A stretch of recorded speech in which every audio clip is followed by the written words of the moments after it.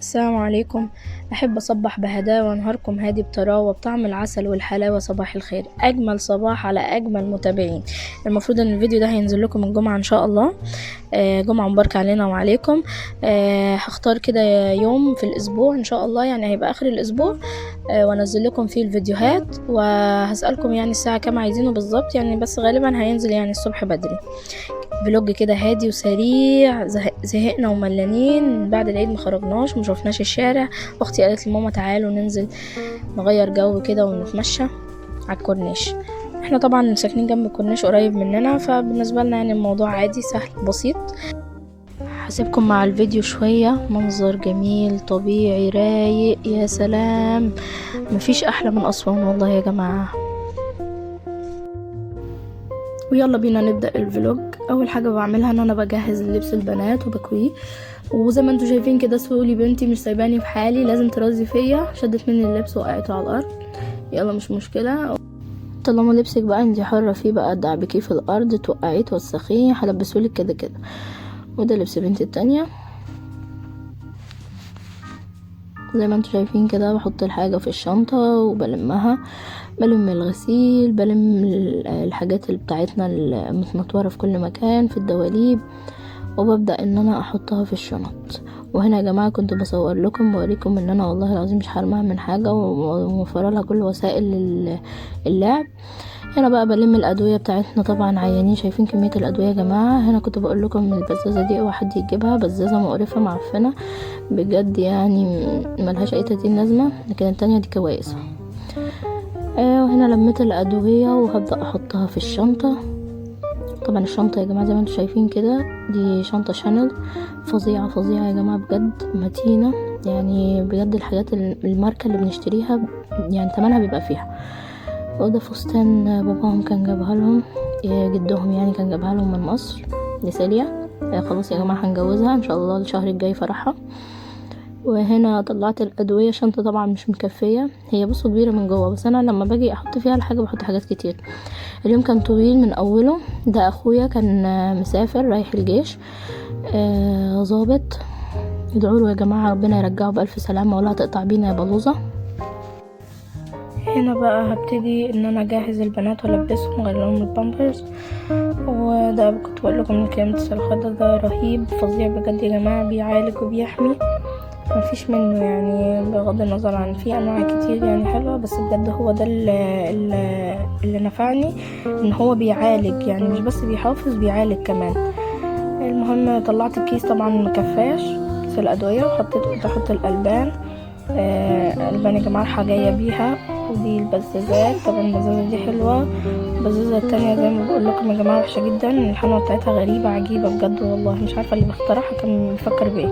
بعد كده بقى انا طبعا اخر واحده بجهز لبسي وحاجتي، وبحط الفاونديشن والمسكرة وبرسم حواجبي. وهنا دي علبة ضوافر لقيتها على التسريحة، فبقول له اختي يعني حلوة العلبة دي هتنفعنا، شكلها لسه جايبها جديد. ودي ريحة كنت بوريها لكم يا جماعة بجد، البرفيوم دي ريحتها تحفة تحفة تحفة، بس غالية جدا جدا، ما انصحش ان حد يشتريها.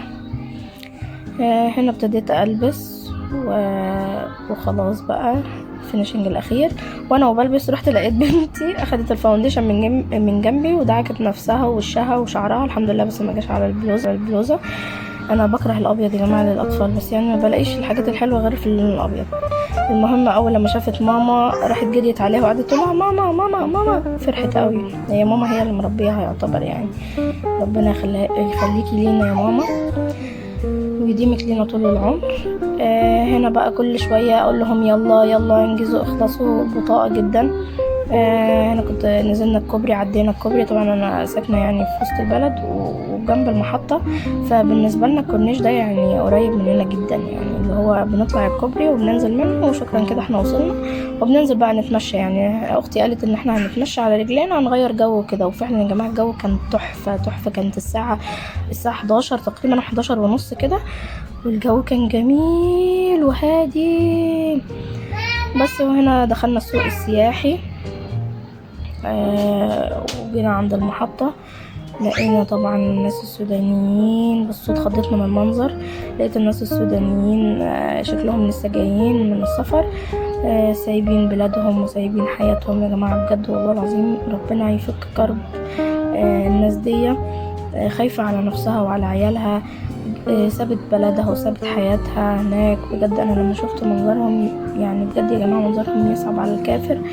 يعني الواحد فعلا حس بقيمة الوطن، وبيحس بقيمة المكان اللي هو عايش فيه وبيحبه لما بيشوف الناس دي، سواء الناس اللاجئين اللي هم في سوريا، سواء الناس اللاجئين برضو من فلسطين.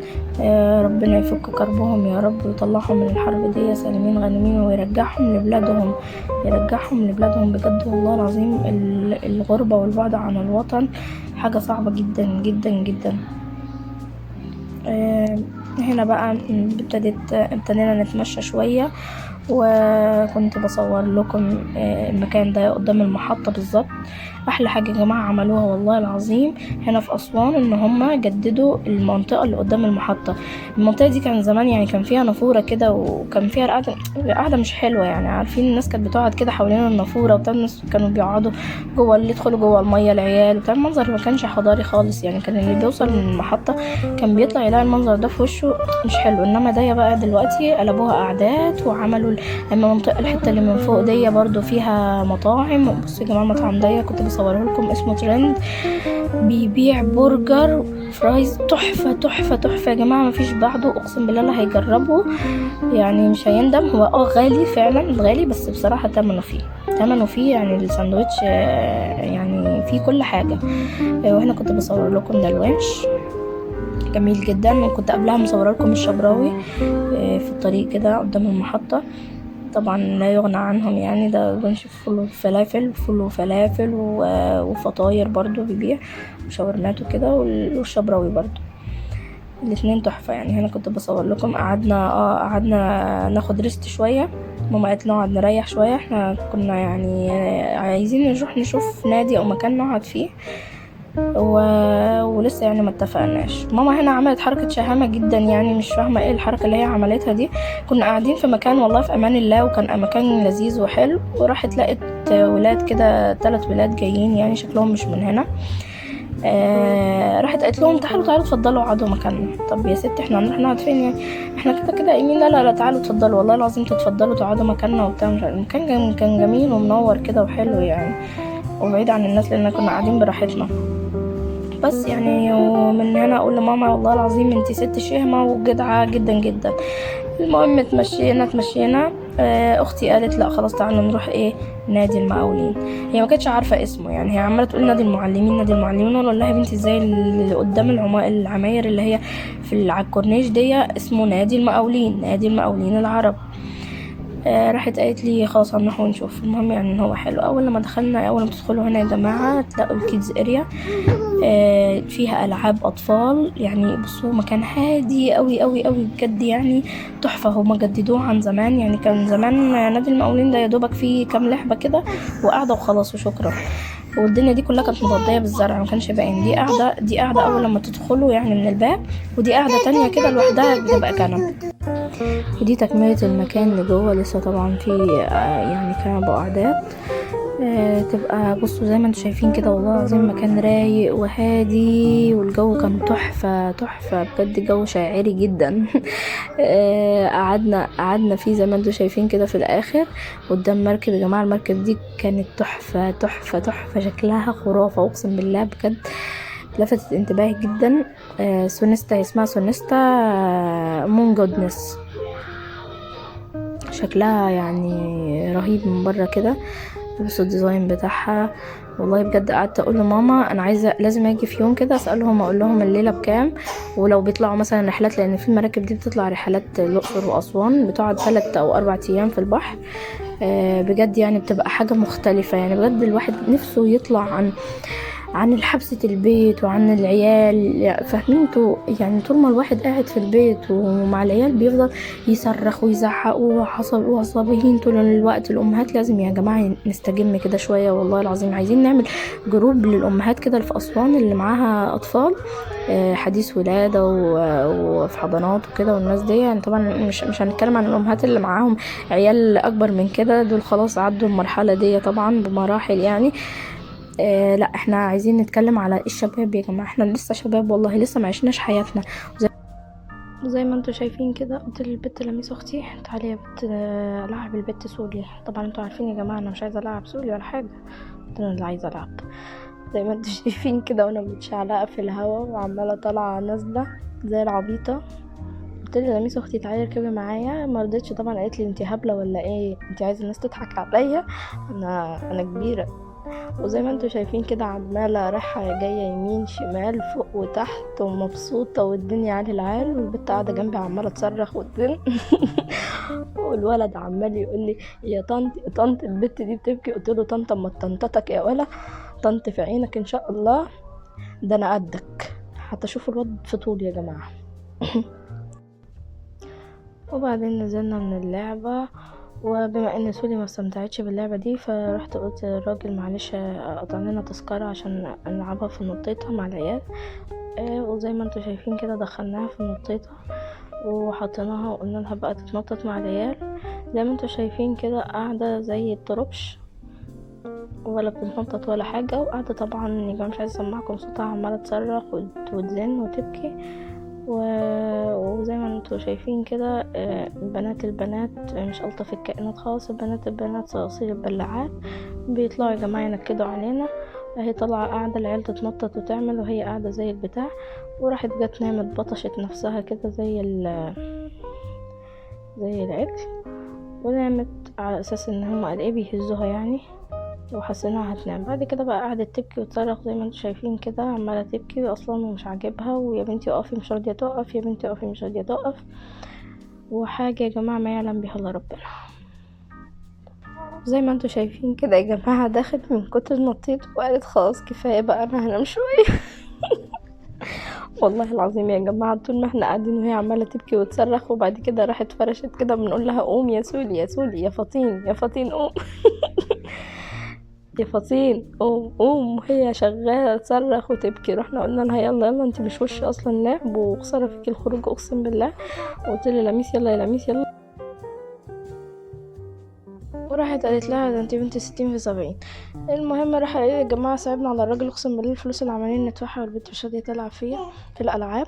رحت قلت لها تعالي اطلعك الزحليقه، وزي ما انتم شايفين كده طلعتها يا جماعه وطلعت، وراحت وقع على دماغها اتخبطت في الارض. الظاهر ان الكور كانت قليله خالص، ما كنتش فاكره كده، واتخبطت في الارض. زي ما انتم شايفين بقى اشتغلت صياح ونياح. قلت لها لميس تعالي يا لميس، الراجل برضه يا جماعه احنا مازلنا صعبانين على الراجل، الفلوس اللي عمالين ندفعها مش بنلعب بيها البنت. رحت قلت لها تعالي يا لميس طلعيها او انا اطلعها. بعد كده اتكسفت بصراحه، فرهدت، او يعني انا ما كسفتش يعني، هو انا فرهدت فعلا من اللعب. قلت لها لميس تعالي يا لميس انتي طلعيها. راحت لميس مطلعاها فوق. بجد يا جماعه اللعبه دي ممتعه جدا جدا.